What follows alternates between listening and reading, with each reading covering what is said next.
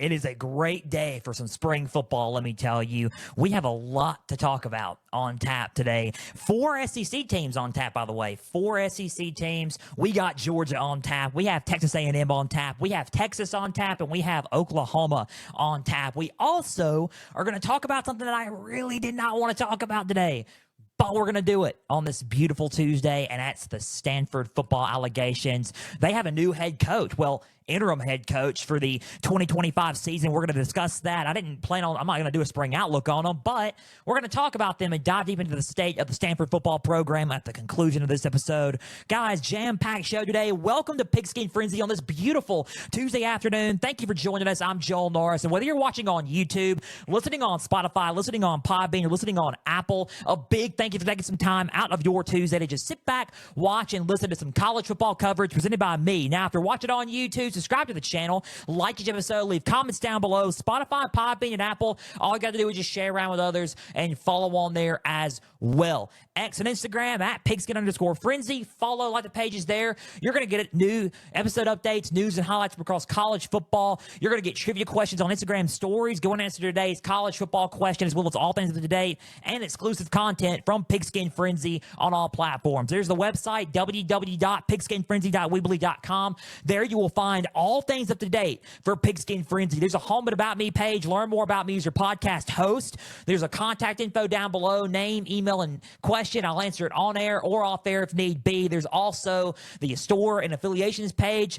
Click on those. More on those coming soon. There's also the platforms page. All the platforms I just mentioned are on that page. All that and more as we continue to regularly update the website for www.pigskinfrenzy.weebly.com. That is for Pigskin Frenzy. Guys, we are ready to rock and roll with some more spring football today. I am feeling good on this beautiful Tuesday afternoon. It's a little bit chilly. The weather keeps fluctuating. We are in April. And by the way, April Fool's Day, I didn't have an April Fool's joke planned. Hopefully next year, maybe, I'll have an April Fool's joke plan, like, oh, the show's not going on anymore or something like that. But it's time to talk some football. It's time to get serious. We're in April. We just left March, and we are on the road to our, this week, and then next week is our last Outlook weeks, and then we will start up until May 13th episode of Pigskin Frenzy spring results. So up until May 13th, that is when the conclusion of our spring football coverage is. May 13th, that's a whole other month of spring football coverage, but we're going to talk about spring results and what I liked, and we're going to do our grades even on these teams. So more spring outlooks for this week, and then for next week, and then after next week, we get rocking and rolling. Let's dive deep into the 4 SEC teams we're talking about. I'm not going to name the teams that we've previously done, but we are going to talk about it sooner rather than later, after April 10th. But let's dive deep into these 4 SEC teams.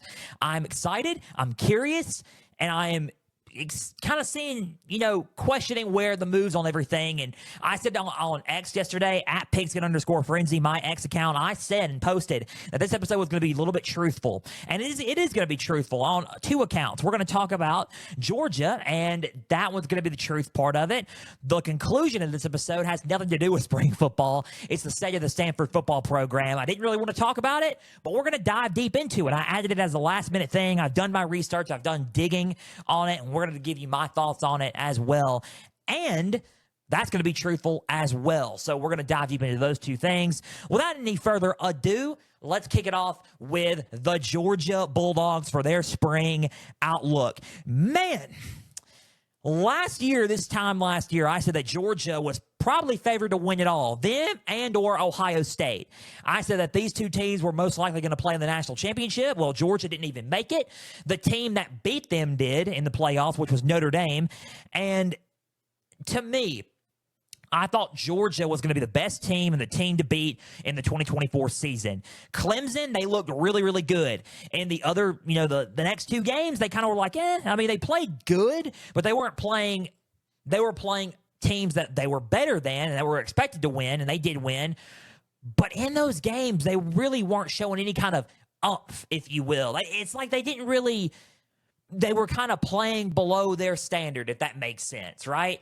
And then the Alabama game rolled around, and in the first half, that was a clear one-sided game with Alabama rolling in the first half. And then they came back in the second half, only for Carson Beck to throw a late interception. He had 4 total turnovers in that ball game. Carson Beck was last year's starting quarterback. But the year prior, he had Brock Bowers, who is going to light it up in the NFL with the Raiders, I already know. Ladd McConkey, who was already lighting it up with the Chargers, I already know is going to light it up some more.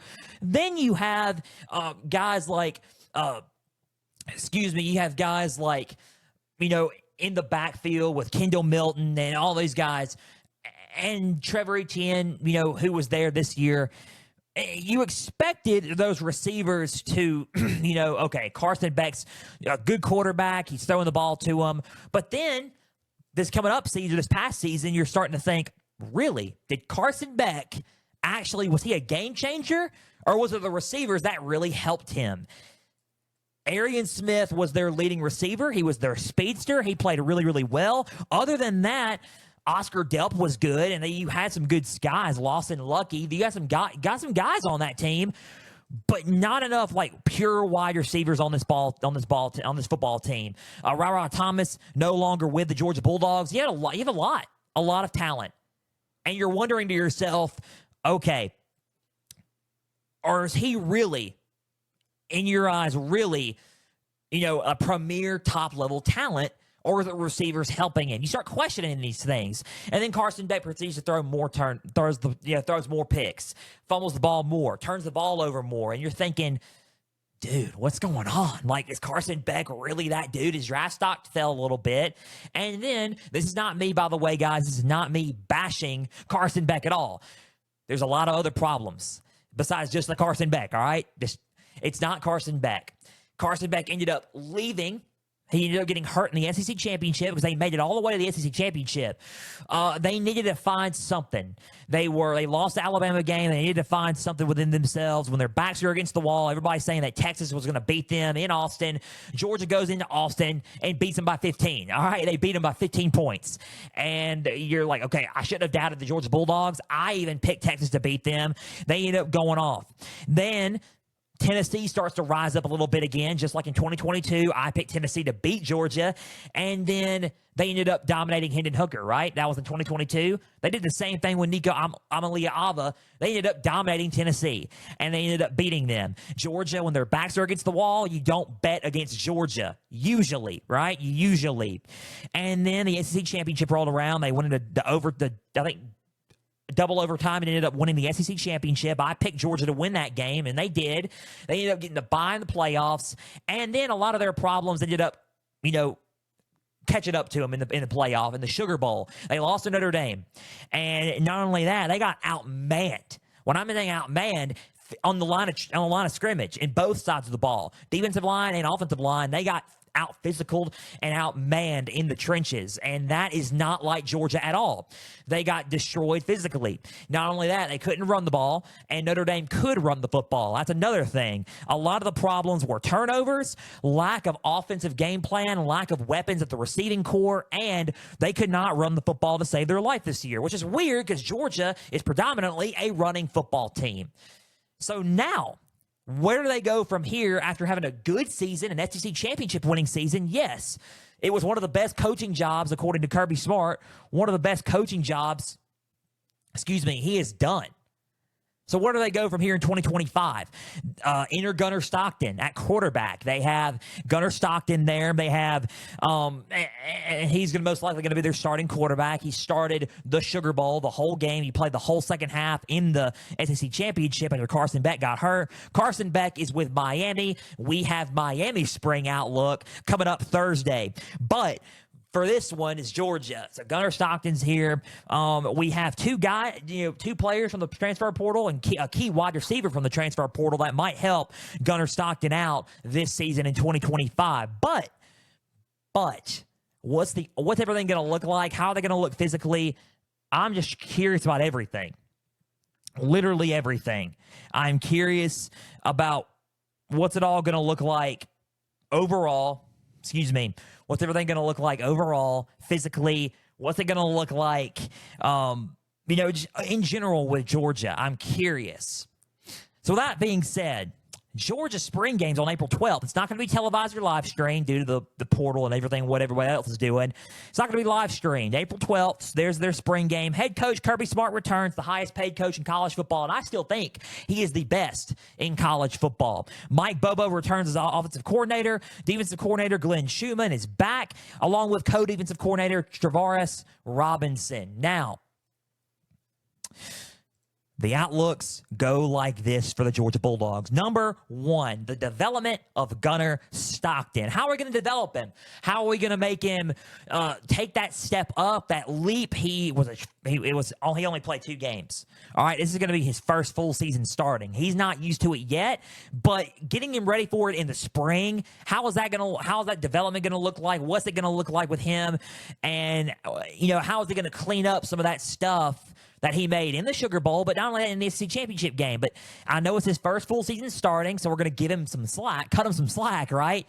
But the development of Gunnar Stockton is key in this 2025 season. So that's my number one outlook and what I want to see from the Georgia Bulldogs. Number two, I want to see, besides Zachariah Branch, because when I saw that he entered the transfer portal from USC, I said that had Georgia written all over it. And he went to Georgia along with his brother Zion. Now, besides him and Arian Smith, besides those 2 guys, who else at the receiving core will step up besides those 2 guys? Because you got those 2 guys, but you need more help besides just those 2 guys. You need more options.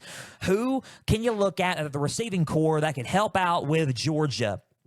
Now, you can look at guys like Noah Thomas, senior. You can look at guys like C.J. Wiley, freshman from Baton Rouge, Louisiana, a guy that you thought, he went to high school and he moved to Georgia, went to high school in Georgia. You would have thought he would have went back home to LSU. You got guys like Lawson Lucky at tight end, Oscar Delp at tight end. But when you think about receiving, pure receiver, C.J. Wiley can be y'all's best bet as well for Georgia. There's a lot of guys that you can go to. Who is going to step up in the spring and be those go-to weapons for the Georgia Bulldogs at the receiving core? Number three. This is what I want to see out of them. Yes, offense. We can have a whole other conversation about the play calling and all that, but that's not really what I'm going to talk about. I want to talk about the running backs and the running game. It was one of the worst running seasons they've had in quite some time. Statistically and factually, you saw it in games. What is their running back in their running game going to look like heading into the spring, and how can they make their running game back to being what it was before? You got guys like Nate Frazier, who played lights out in the Georgia Tech game and won them some games and especially the Georgia Tech 8 overtime game. You got guys like him. You got Roderick Robinson II. Those 2 guys at running back, those are probably going to be your go-to, the go-to guys at running back for your team. You also got guys like sophomore Dwight Phillips Jr., Branson Robinson, guys like that behind Roderick Robinson and Nate Frazier. Those 2 guys behind those. So you got a loaded running back room. How are you going to utilize the running game in the spring and bring it back to its umph, right? Because it wasn't like that last season. So how can you do that, and what can you do there in terms of the running game? So that's really all I got for Georgia spring outlooks and what I want to see from them in the spring. Number one, the development of Gunnar Stockton. I want to see if he can, take that next leap in the spring heading into the 2025 season. We're going to cut him some slack because he is starting his first full season. Number two, I want to see who helps out in the receiving core and steps up behind Arian Smith and Zachariah Branch. Number three, what's the running game going to look like, and can the running game get back to Providence in the spring heading into the 2025 season? Spring game's April 12th. And it is going to be not televised or not streamed. That is Georgia spring outlooks and what I want to see from them. Before I go to the next spring outlooks, let me tell you a quick note on Georgia. And this is my honest thoughts and my honest opinions on everything. What I want to see. Off the field issues, I'm worried. And I know you're probably going to think, I knew this was coming, Joel. I knew it was coming. I'm worried. I said it last season. It's only heightened my worry. I'm worried. Guys, and I'm not going to name any names, and you already know the headlines going on off the field. I want to see if that program can elevate itself off the field wise and characteristic wise, because I believe that can play effect into how you play the game on the field during the season. Your off the field issues and not being in mentally and locked in mentally, I think that can create a lot of hazardous things and cost you some games on the field during the fall. I would like to see Georgia just clean a lot of that up and be a little bit better with their off-the-field characteristics as a football program. That is my takes. I'm not going to go into a whole spill. We got more teams to talk about and Stanford to talk about. We're 15 minutes into the episode, into the show. Guys, 4,600 listeners, thank you for tuning in on all platforms. Follow and subscribe on all platforms. X and Instagrams at Pigskin_Frenzy. Keep plugging into the show. Podbean, YouTube, Spotify, Apple, and more on all platforms for Pigskin Frenzy. That was Georgia spring outlooks, and that's what I want to see from Georgia heading into the 2025 season. Now, let's dive deep into Texas A&M down in College Station. Mike Elko had a successful first season. You're going to think, dude, he lost 4 games. To me, that's a successful season. I think taking over for a head coach and starting to rebuild, and by midseason, you're number 1 in the SEC overall. The last remaining undefeated team before you lose to South Carolina in that big upset. You're the last remaining team undefeated in the SEC. You honestly play down to the last game of the year against Texas. You play for a spot in the SEC championship. I think in your first year as head coach, Mike Elko had a successful first season. That's my take. It was a disappointing end. They lost to USC in the Las Vegas Bowl. They went 8-9-4, 8-5, 9-4, as I believe. And they brought some more talent into the portal during the offseason to load up for the 2025 season, which we're going to talk about here in a little bit. Texas A&M is a team that I think has the most dangerous wide receiver room, or one of the most dangerous wide receiver rooms in the SEC and in college football.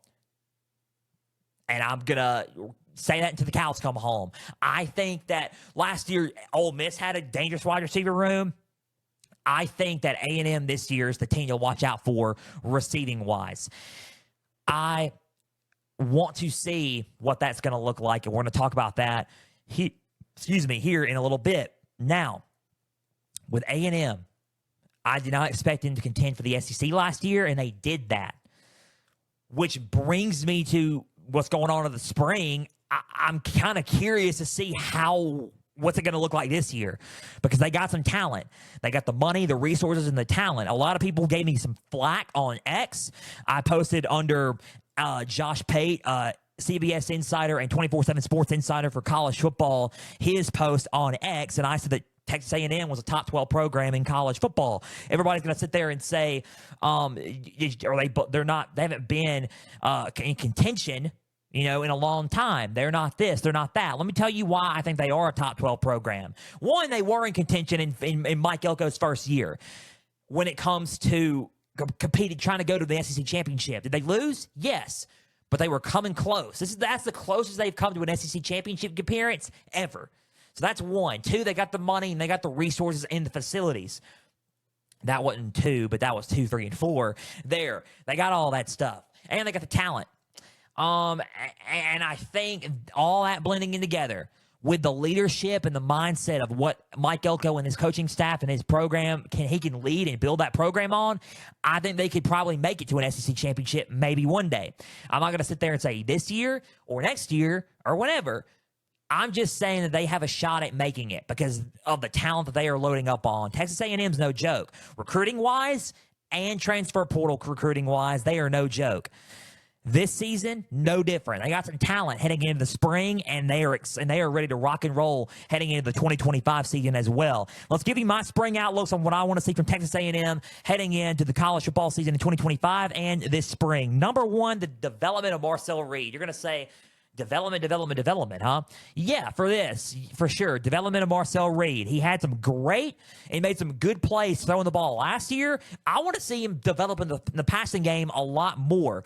You got Jacob Zeno from UAB backing him up and could compete with him. He's the graduate transfer. I think that the hype is too much on Marcel Reed to not start Marcel Reed at quarterback. I think he's a great runner. He's got legs that kill. He's shifty. He's fast, and it's going to bleed into big chunks of gain on offense for this Texas A&M team, and that's what Colin Klein likes.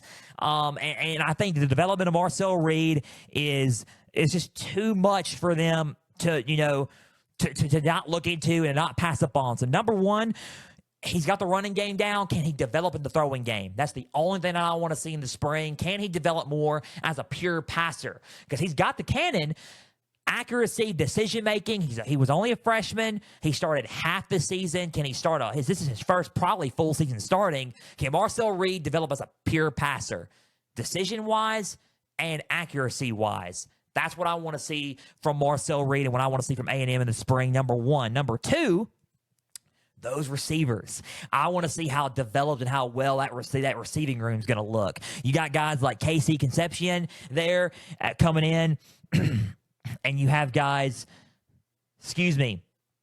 as I look at the roster, you got guys like Isaiah Williams, that true freshman there for this team. You have guys like Mario Craver coming in from Mississippi State in the transfer portal. You loaded up to the portal on receivers. Micah Hudson's no longer with the team, but that's okay because you still got a loaded receiver room, freshman and transfer portal wise. What about Terry Bussey, sophomore?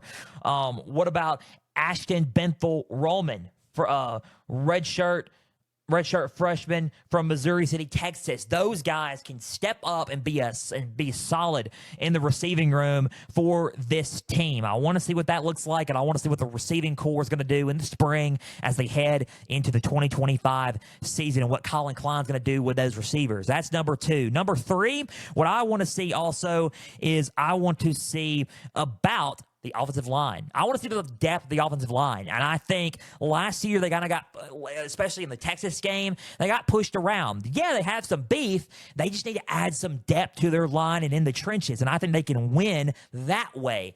And I think if they add some more depth and add some more beef up front in the trenches, Texas A&M's a loaded football team and a team that could probably beat the Texas, beat the Georgias, beat the, Ole Miss, Alabama, you name it.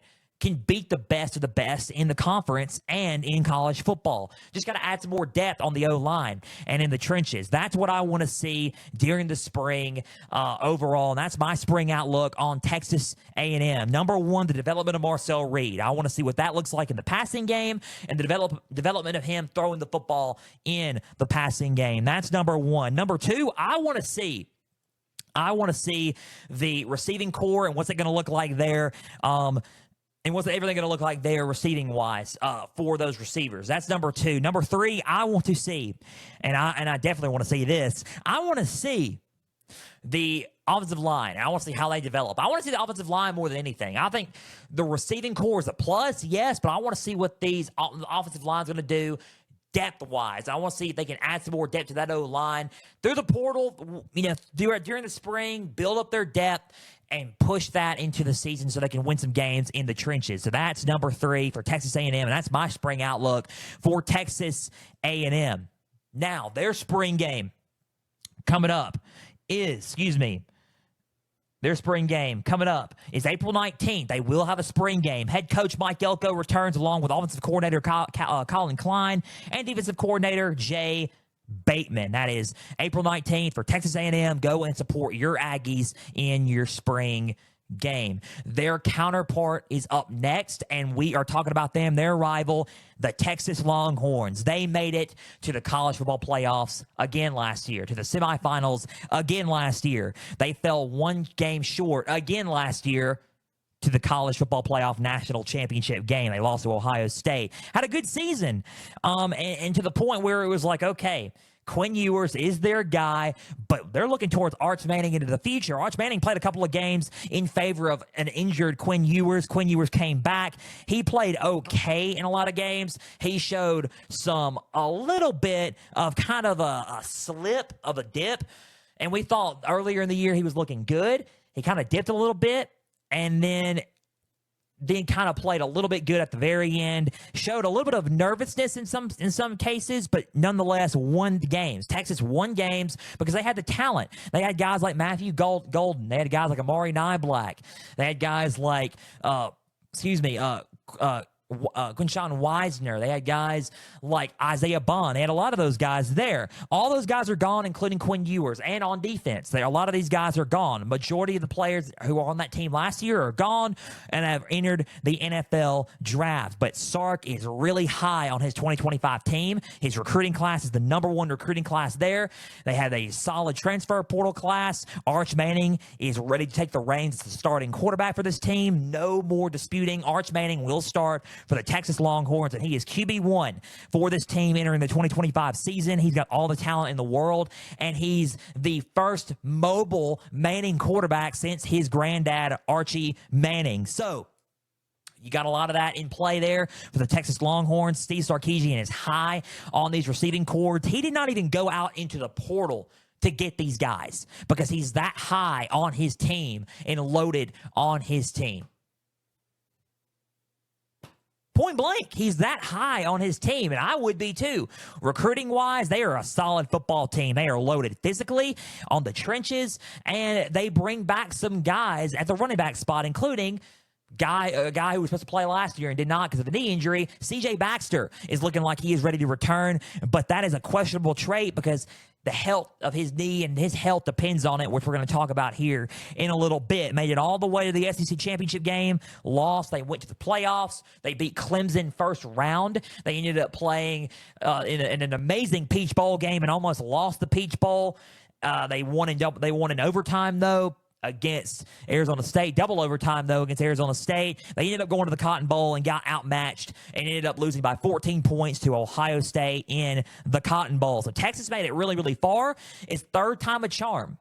Can they try to make it all the way to the national championship game, and can Arch Manning be the person to take them to the promised land? That's a big question for Texas. They have no spring game. No spring game for the Texas Longhorns. Their final practice and appreciation day for the Longhorns is on April 26th. Head coach Steve Sarkisian, offensive coordinator Kyle Flood, and defensive coordinator Pete Kwiatkowski is all back for the Texas Longhorns. April 26th, no spring game, but final practice and appreciation day is there. So,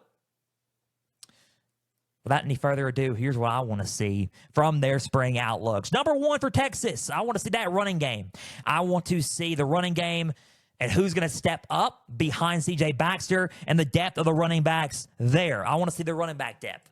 I think you're going to think, okay, dude, did you see what they did last year? Yeah, I do. I did, for sure. What's it going to look like now, though? Because there's no Wise. I mean, where's Wise? I mean, Wisner's still there, yes. But I want to see, besides Contravian Wisner, I want to see the junior running back. I want to see what happens at running back, with C.J. Baxter. But says besides just Baxter, besides Wisner, who's going to step up at the running back spot? You got guys like Christian Clark, but he's coming off of an knee injury too.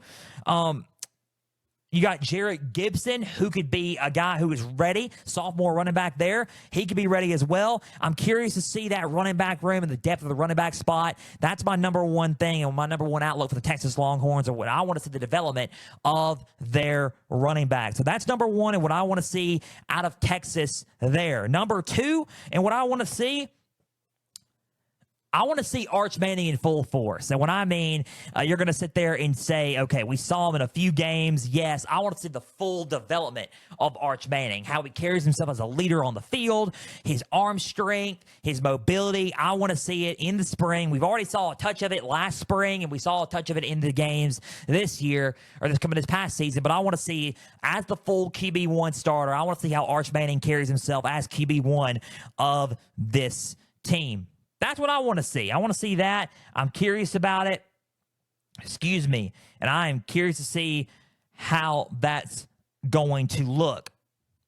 Number two. That was number two. Number three, the secondary. I want to see the secondary depth now that Jahdae Barron's gone. Who replaces him and who steps up in the defensive back spot? You got guys like Kobe Black, sophomore defensive back, who is probably the forefront of everything. And I want to see if he can do it because he was a solid addition to that secondary last season and played really, really well. He's a sophomore now.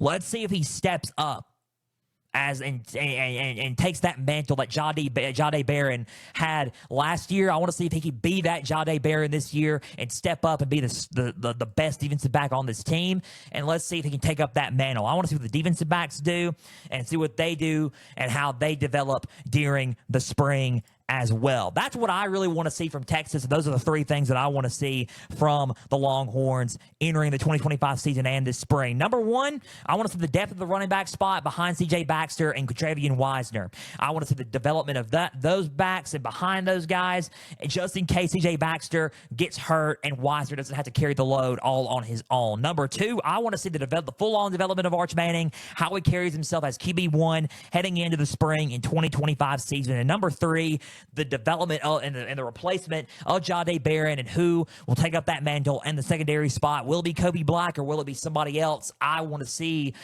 those things out of the Texas Longhorns this spring. Their final practice and fan appreciation day is April 26th, the last Saturday of the April month. So that is the Texas Longhorn spring outlook, and we want to see from them. Our last spring outlook of the day before we conclude today's episode with a Stanford football program talk is Oklahoma. And I am curious about Oklahoma because last year was an up and down year. Earlier in the year, it was kind of they were okay, but offensively they looked kind of dull. They ended up beating Tulane, and then after that Tulane game, it was like, okay. I really don't see them beating, Tennessee. And I said that out front. I said Tennessee was going to blow them out. Tennessee ended up beating them down, and it was because of turnovers, Jackson Arnold and the play calling and all of it. Just the offense, the whole offense in general was just not there, right? It just wasn't there. And now at OU, you balance out two quarterbacks. With Jackson Arnold and with the forefront. Now that Jackson Arnold's gone, he's off to Auburn. You really didn't have a sole identity on offense. You had some moments. Defensively, you looked okay, but not all the way. You had some moments where you beat Alabama and upset them and blew them out at home. You had some moments where you had a comeback moment against Auburn. And you had some moments, right? You had some good things, and you showed some good things. But offensively, you didn't look really – they looked dull. Defensively, they kind of gave up late in games. And you were like, man, Brent Venables did not need that his first year in his, in his tenure or his first season in the SEC as OU head coach. He didn't really need that. Losing at Navy in the Armed Forces Bowl. And they lost a lot of guys to the transfer portal. So it wasn't the best, postseason for them. But now, as they enter the spring, they have some help. They got some guys.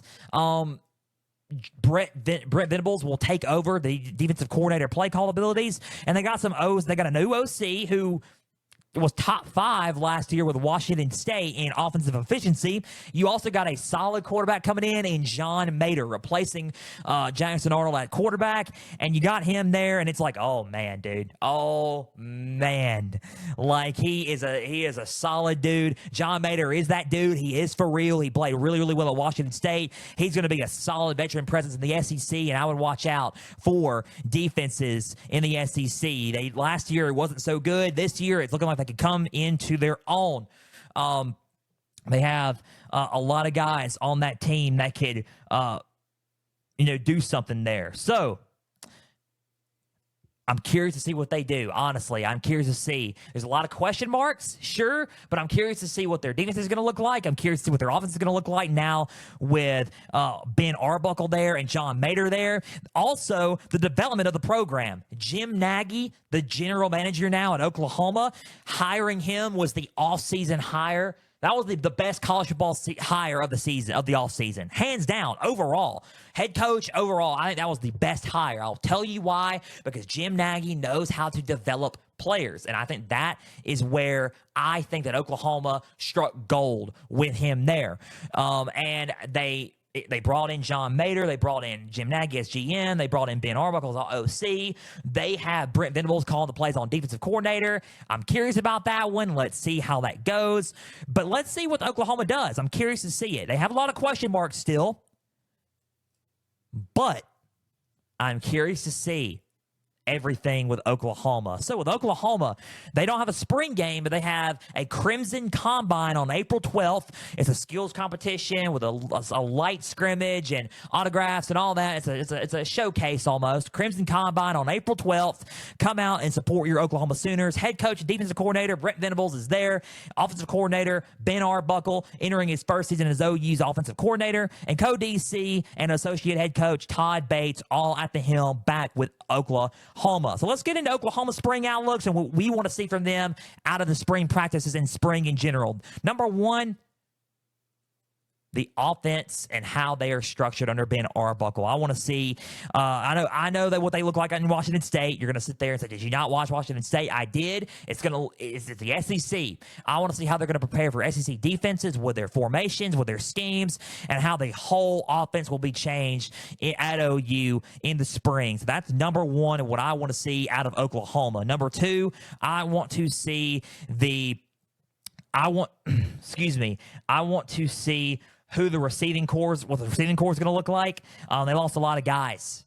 All right, a lot of guys on the, and the receiving corps. They got Michael Hawkins still there at quarterback, but we all know John Mayer's going to start. Who is Mayer going to throw to? You got Isaiah Santinga at redshirt junior, 5'10", 185 pounds, coming in from Arkansas. You have guys, at freshman, guys like Manny Choice at freshman. What about redshirt junior, who's still there, Jaden Gibson? He'll most likely be the forefront receiver for John Mayer there. Who, besides those guys, who is going to step up the receiving corps after losing a lot of guys there? So that is number two for me for Oklahoma. Number three, the secondary. What's the secondary going to look like now that Billy Bowman Jr. is gone? He's no longer there. What's it going to look like for OU in the secondary? Who's going to take up that mantle in the secondary and develop in the secondary? You got guys like Jaden Hardy, defensive back, sophomore. You got guys like Amarian Robinson as a freshman from Little Rock, Arkansas. Defensive back there, 203 pounds, 5'11". You got some solid talent for the secondary. What's the secondary going to look like? How are they going to develop in the spring and head into the 2025 season? Overall, that is what I want to see from Oklahoma in my spring outlook and what I want to see from them. Number one, the structure of the offense, how the offense is going to look and how everything's going to look there schematic-wise with Ben Arbuckle as their new offensive coordinator. Number two, the receiving corps. Who's going to step up in the receiving corps after losing a lot in the portal? And number three, the secondary. Who's going to step up in the secondary and what's the development of the secondary going to look like in the spring for Oklahoma? Those are just the main outlooks that I have for Oklahoma, and that's the three things that I want to see from Oklahoma in the spring. But this is a year that Oklahoma needs. I think that Oklahoma needs to have a bounce-back year for sure. I think it's crucial out of everybody on this list and the outlooks that I've done today, Oklahoma, and I've hit the point home so many times that Oklahoma, they don't have to make it to the SEC championship, but they need to have a better year than they did last year. For Brent Venables' sake, he needs this, and I wholeheartedly believe that Oklahoma needs this for sure. That's the spring outlooks for Georgia, Texas A&M, Texas, and Oklahoma. We will have more spring outlooks coming up this Thursday. That is our spring outlooks and our spring football coverage there. But before we close the episode and close the show, we're going to talk about one thing that I did not want to talk about, but we're going to talk about it briefly and touch on it and give you my thoughts to close the show on it, and that's the state of the Stanford football program. Now, a lot of news came out, and it was regarding Troy Taylor as head coach of Stanford. A lot of allegations and misconduct allegations and, bullying and hazing allegations going on there under Troy Taylor. Now, you're thinking, dude, he's done a lot of stuff. I mean, we had the whole thing with like Pat Fitzgerald at Northwestern. There's a lot of the same stuff there.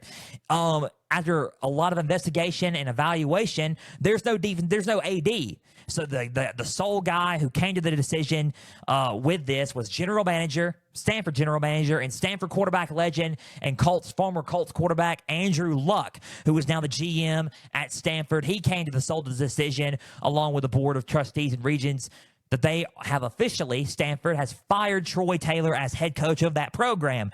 They said he wasn't the right fit and the right guy to lead them into the future.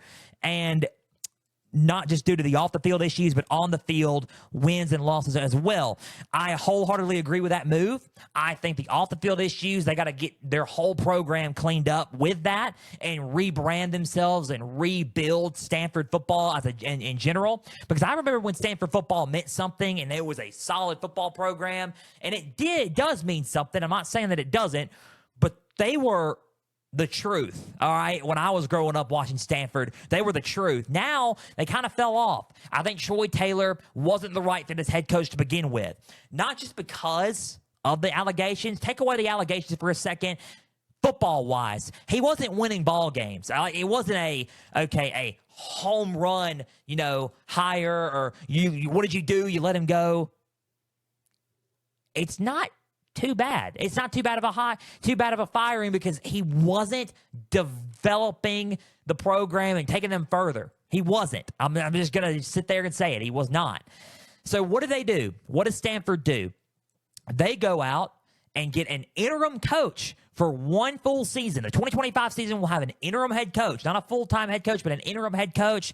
Stanford and Andrew Luck have made the decision to hire former Colts and Panthers head coach Frank Reich. Frank Reich is Stanford's interim head coach for the 2025 season. Both sides have agreed this will be a one-season only thing. He will leave after the 2025 season, and they will start a long-term search to be their next football head coach. So a short-term solution for the football season, I would like to see Stanford run wild because they got nothing to lose this season. They really don't. As the football team, they have nothing to lose with this hire. I think it's a solid hire for an interim basis for short term. For this season, it's a good hire, and I would like to see just for a football season them try to do something in the ACC. So good on Andrew Luck for making that decision. There's no eighth athletic director to make that decision. So what's going on there? Bernard Murr has stepped down this past February. He stepped down. They're still looking for a new athletic director, and they're still looking for a new head coach. So all that being said, I like the hire with Frank Reich. I think it's going to be an interesting hire for the 2025 season for an interim basis. So Andrew Luck is making the decisions there. That's number one. Number two, and we'll close with this. You have to look for an AD first. Priority number one. You're going to sit there and think, really? College football, dude? You should be talking about head coach. Yes, I understand that. But you can't have a solid head coach search without a solid athletic director.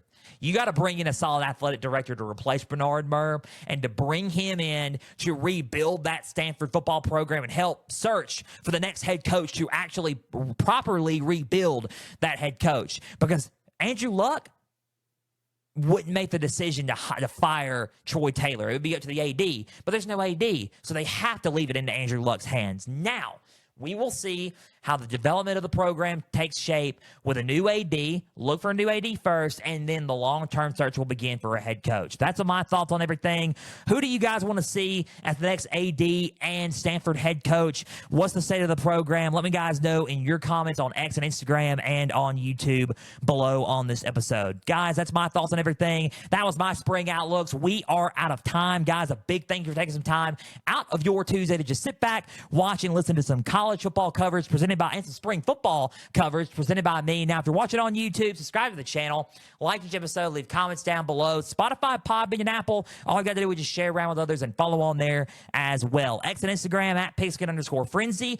Follow up the pages there. You're going to get news and highlights from across college football. You're going to get trivia questions on Instagram stories. Going to answer today's college football question as well as all things up to date and exclusive content from Pigskin Frenzy. There's the website, www.pigskinfrenzy.weebly.com for all things up to date for Pigskin Frenzy. Guys, big thank you for taking some time out of your Tuesday to just sit back, watch, and listen to some college football, spring outlook, and spring football coverage presented by me.